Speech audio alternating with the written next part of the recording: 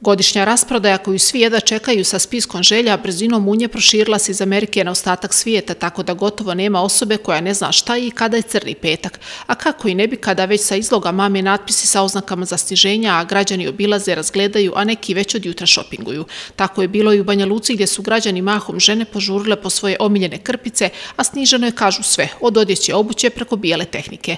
Oni koji su stali pred našu kameru već su obavili prvu kupovinu danas. Već jesmo, našli smo jednu torbu. Pa kao, ne znam šta vam rekla iskreno, zato što neke cijene su iste kao i ranije, ali može se, uštedi se tu i tamo nešto, nama studentima znači definitivno. Znači da se isplati čekati za kraj meseca? Pa za neke stvari da, ali neke stvari su manje više isto. Na primjer, ova torba je bila, ne znam, 60 maraka, sad je 40, tako da to se isplati čekati, ali ovako sad nešto ne znam. Kako naletim, to je to. Pa čekamo to pogotovo u inostranstvu, kao mjesto u Sloveniji, malo na sniženja, pogotovo kako da ne može se naći. Ko traži da i nađe sniženje, na tom se najviše može naći. Koliko su uštede? Pa sve zavisi kako ko šta uzima i ko. Sve zavisi ko šta želi.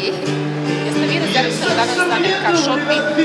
Pa evo idemo, nisam ništa rezervisala, uđem pa da vidim pa šta mi se svidi, ja to uzmem sebi pripuštam.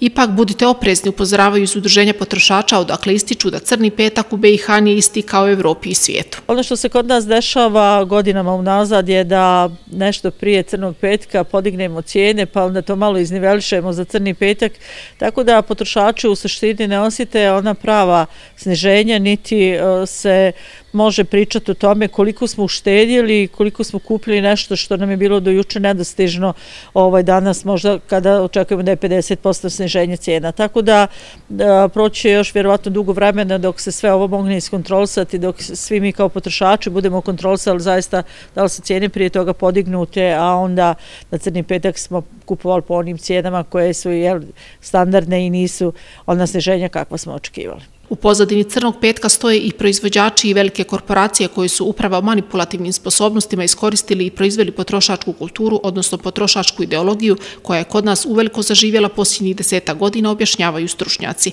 Sociolog Vladimir Vasić kaže da fenomen crnog petka najbolje simbolizuje sistem vrijednosti u savremenom društvu u kome sve ima svoju cijenu.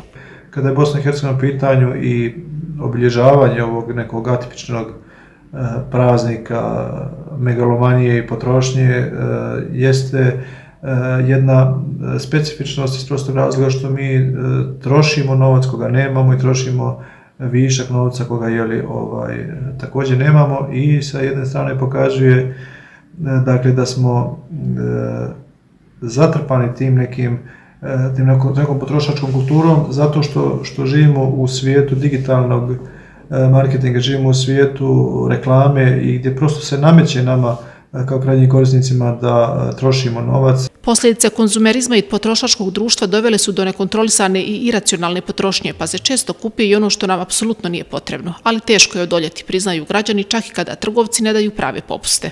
I kad je sniženo je možda neka realna cijena, ali dobro nađe se uvijek nešto, sve zavisi. I u svakom slučaju isplati se. Ima dobar je izbor. Hoćete vi danas nešto upazariti? Hoću, idem da vidim neke cipele i nešto tako. Znate kako, tad su i velike gužve zato što svi tad hoće da kupe, ali uvijek se nađe nešto, mada ovdje ima veći izbor, tako da sigurno da ću odavde nešto da ponesem.